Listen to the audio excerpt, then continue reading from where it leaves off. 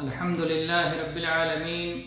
والصلاة والسلام على سيد المرسلين وعلى آله وصحبه اجمعین اما بعد. برادران گرامی قدر، سلسلہ مسائل جنازہ جاری ہے اور اس سلسلے میں شیخ علامہ محمد ناصر الدین البانی رحمہ اللہ کی کتاب احکام الجنائز و بدعها سے دھیرے دھیرے درس ہو رہا ہے. گزشتہ درس ہمارا طریقہ تدفین سے متعلق تھا اور آج کا درس انشاءاللہ دفن سے فراغت کے بعد کون سے کام سنت ہیں اس سے متعلق ہوگا. اور اس سلسلے میں ہم پڑھیں گے آج مسئلہ نمبر 104 جس میں شیخ فرماتے ہیں کہ دفن سے فراغت کے بعد چند کام سنت ہیں، جس میں سے پہلا کام یہ ہے کہ قبر کو زمین سے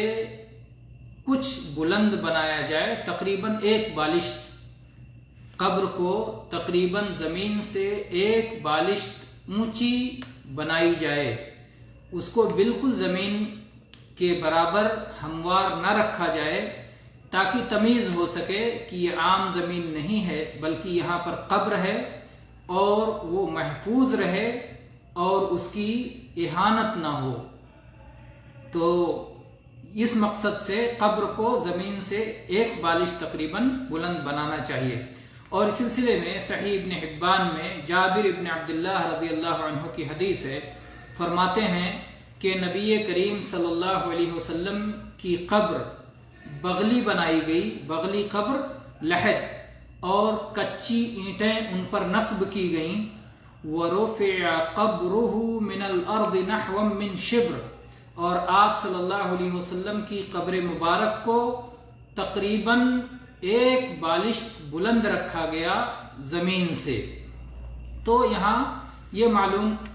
سے مسئلہ معلوم ہوتا ہے کہ قبر کو زمین سے تقریباً ایک بالشت بلند رکھنا چاہیے. اور اس سلسلے میں اس حدیث کی ایک شاہد بھی ہے. صالح بن ابی الاخضر کہتے ہیں کہ میں نے رسول اللہ صلی اللہ علیہ وسلم کی قبر مبارک کو دیکھا تو وہ ایک بالشت کے قریب بلند تھی. اور اس مسئلے کی تائید اس بات سے بھی ہوتی ہے کہ قبر کھودنے سے جو مٹی نکلتی ہے اسی مٹی کو قبر میں دوبارہ واپس ڈالا جاتا ہے. اور ظاہر بات ہے کہ لحد میں جہاں پر میت کے جسم کو رکھا گیا ہے اتنی مٹی بڑھ جائے گی تو اس کی وجہ سے قبر کو تھوڑی کچھ نہ کچھ قبر بلند ہو جائے گی، زمین سے بلند ہو جائے گی. باہر سے مٹی لا کر کے قبر پر ڈالنے سے منع کیا گیا ہے، یعنی صرف وہی مٹی رکھی جائے، قبر میں ڈالی جائے جو کہ قبر سے نکلی ہے. تو اس سے بھی معلوم ہوتا ہے کہ اگر اس سے ڈالا جائے گا تو تقریباً ایک بالشت ہی قبر بلند ہوگی. اسی لیے امام شافعی رحمہ اللہ اپنی کتاب الام میں لکھتے ہیں کہ مجھے یہ بات پسند ہے کہ قبر پر باہر سے لا کے کوئی مٹی نہ ڈالی جائے، اس لیے کہ اگر باہر کی مٹی ملائی جائے گی تو قبر کافی بلند ہو جائے گا اور قبر کو زمین سے ایک بالشت یا اس کے قریب ہی بلند رکھنا چاہیے. تو یہ رہا پہلا مسئلہ. دوسرا مسئلہ یہ ہے کہ قبر کو کوہان نما بنایا جائے، جیسے اونٹ کا کوہان ہوتا ہے جس انداز کی اس کی بلندی ہوتی ہے اسی طرح سے قبر کو بھی بنایا جائے. اس سلسلے میں سفیان التمار کی حدیث ہے، کہتے ہیں کہ میں نے نبی کریم صلی اللہ علیہ وسلم اور ابو بکر و عمر رضی اللہ عنہما کی قبروں کو دیکھا کہ مسنمن، کہ وہ کوہان نما تھیں. یہ صحیح بخاری میں ہے اور ایسے ہی اسے امام بیہقی اور امام ابو نعیم نے مستخرج میں بھی روایت کیا ہے. اور جو وہ حدیث آتی ہے قاسم سے، وہ روایت کرتے ہیں کہ میں عائشہ رضی اللہ عنہا کے پاس گیا اور میں نے کہا کہ اے امی جان مجھے نبی صلی اللہ علیہ وسلم اور آپ کے دونوں ساتھیوں ابو بکر اور عمر رضی اللہ عنہما کی قبر دکھائیے۔ تو انہوں نے 3 قبروں کو دکھایا، وہ نہ ہی بلند تھیں اور نہ ہی دبی ہوئی تھیں، بلکہ سرزمین بطحا کی سرخ کنکریاں اس پر ڈالی ہوئی تھیں، سرخ چھریاں اس پر بچھائی ہوئی تھیں۔ تو ان دونوں میں کوئی تعارض نہیں ہے، اس لیے کہ اس کا مفہوم یہ ہے کہ قبر کوہان نما بلند تھی اور اس پر بلند کے اوپری حصے پر کنکریاں اور چھریاں ڈالی ہوئی تھیں، نہ اس پر کوئی عمارت تعمیر کی گئی تھی اور نہ ہی اسے مٹی سے لیپ لگائی گئی تھی، مٹی سے لیپا بھی نہیں گیا تھا اور نہ ہی اسے پختہ بنایا گیا تھا، بلکہ اس پر یوں ہی چھریاں ڈال دی گئی تھیں، کنکریاں ڈال دی گئی تھیں، جیسا کہ امام ابن قیم رحمہ اللہ نے زاد المعاد میں اس کی تفصیل کی ہے۔ تو یہ رہا دوسرا مسئلہ۔ اب آتے ہیں ہم تیسرے مسئلے کی طرف۔ تیسرا مسئلہ یہ ہے کہ قبر پر پتھر یا اور کوئی چیز لگا کر کے نشان لگا دیا جائے کہ یہ کس کی قبر ہے۔ قبر پہ کوئی پتھر وغیرہ رکھ کے نشان لگا دیا جائے تاکہ معلوم ہو کہ یہ فلاں کی قبر ہے، تاکہ اگر اس کے اہل و عیال میں اس کے کسی قریبی کی وفات ہو تو پھر اس کے قبر کے قریب ہی اسے بھی دفن کیا جا سکے۔ اس سلسلے میں مطلب ابن عبداللہ ابن مطلب رضی اللہ عنہ کی حدیث ہے کہ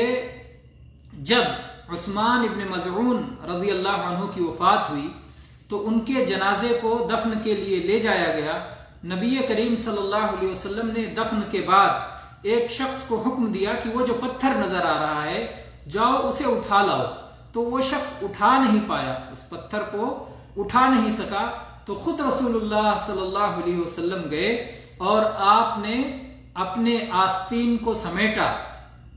اپنے بازوؤں سے اپنے آستین کو سمیٹا۔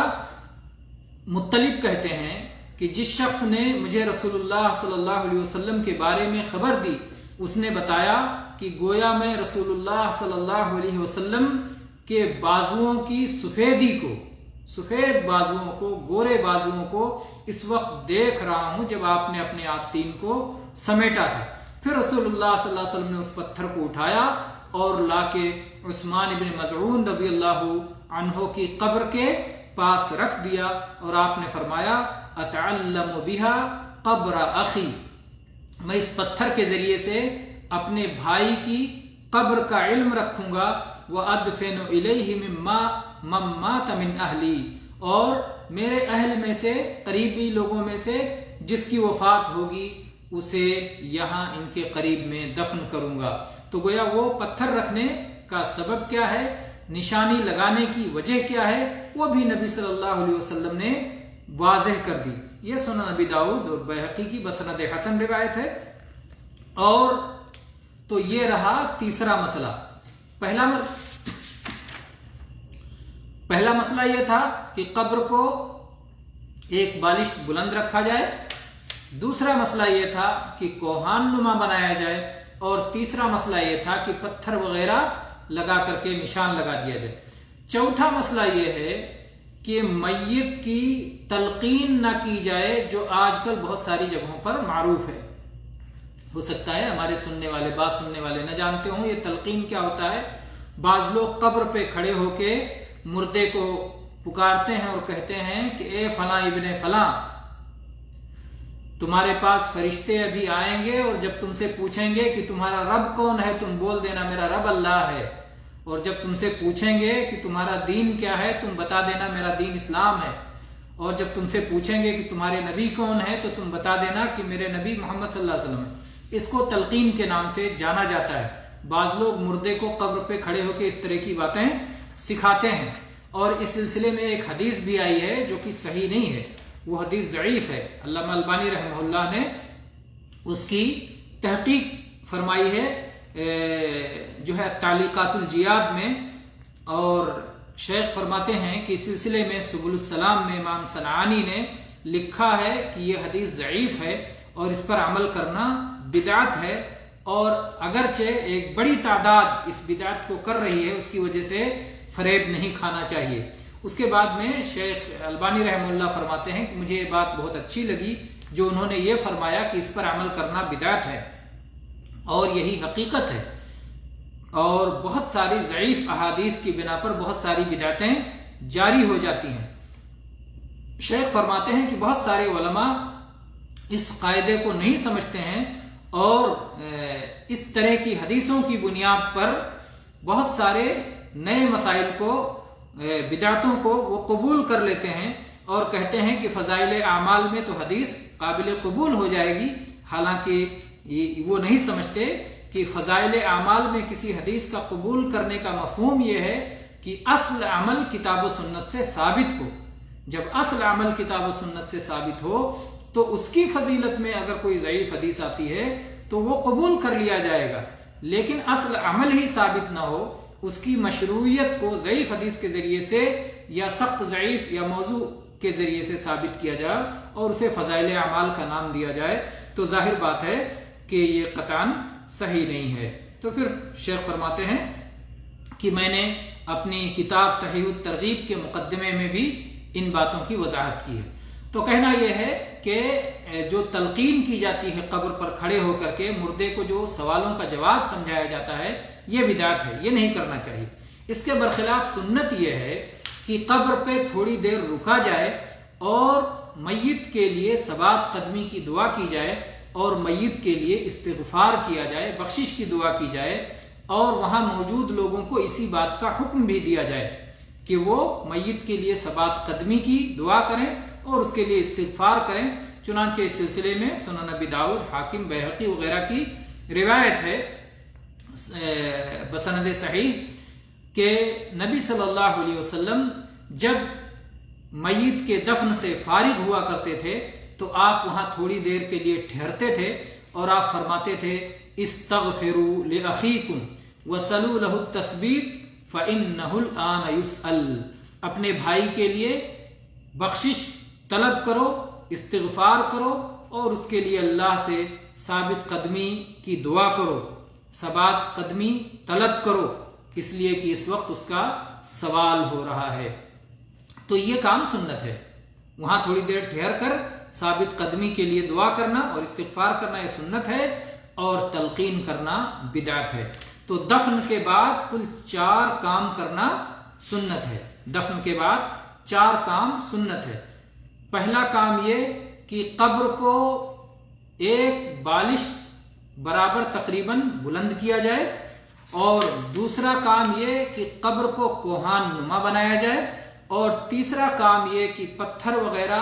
سے وہاں نشان رکھا جا سکتا ہے، کتبہ وغیرہ نہیں لگایا جائے گا، باقاعدہ نام لکھ کر کے جو کتبہ لگاتے ہیں وہ تو صحیح نہیں ہے، لیکن کوئی پتھر وغیرہ یوں ہی نشان کے لیے لکڑی وغیرہ لگا دیا جائے تو لگایا جا سکتا ہے۔ اور چوتھا کام یہ کہ تھوڑی دیر ٹھہر کے میت کے لیے ثابت قدمی کی دعا کی جائے اور استغفار کیا جائے۔ واللہ تعالی اعلم، وصلی اللہ علی نبینا وسلم، والحمد للہ رب العالمین۔